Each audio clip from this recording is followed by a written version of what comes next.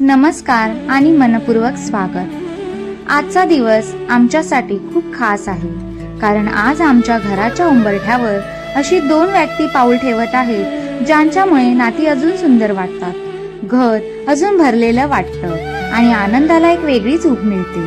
सर्वप्रथम अधिक महिन्याबद्दल दोन शब्द सांगते। आपल्या संस्कृतीत अधिक महिना हा फक्त कॅलेंडरमध्ये वाढलेला एक महिना नाही, तर तो नात्यांमध्ये प्रेम वाढवण्याचा आणि आपुलकी जपण्याचा आणि आपल्या माणसांना तुम्ही आमच्यासाठी किती खास आहात हे सांगण्याचा महिना आहे।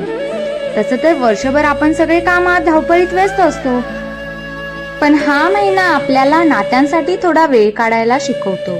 आणि म्हणूनच आज आमच्या घरात आमच्या लाडक्या नणंदबाई आणि जावई बापूंचे आगमन होत आहे। असं म्हणतात की मुलगी सासरी गेली तरी ती माहेरचीच राहते। तिचं हसणं, तिचा आवाज, तिच्या आठवणी या घराच्या प्रत्येक कोपऱ्यात कायम असतात आणि ती जेव्हा पुन्हा माहेरी येते तेव्हा घरात एक वेगळाच उत्साह संचारतो। आणि जावई बापूंबद्दल काय बोलावं, घरात त्यांचा मान इतका असतो की काही वेळा घरच्या मुलालाही वाटतं, अरे मी पण या घरातलाच आहे ना। पण खरं सांगायचं तर जावई बापू हे फक्त पाहुणे नसतात, तर ते आपल्या मुलीच्या आनंदाचं, तिच्या हसण्याचं आणि तिच्या आयुष्याचं साथीदाराचं रूप असतात।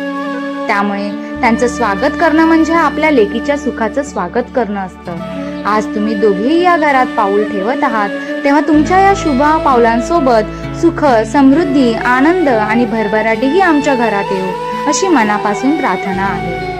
आजचा हा दिवस भेटवस्तूंचा नाही तर भावनांचा आहे, रीतिरिवाजांचा नाही तर प्रेमाचा आहे आणि केवळ स्वागताचा नाही तर आपल्या नात्याचा उत्सव आहे।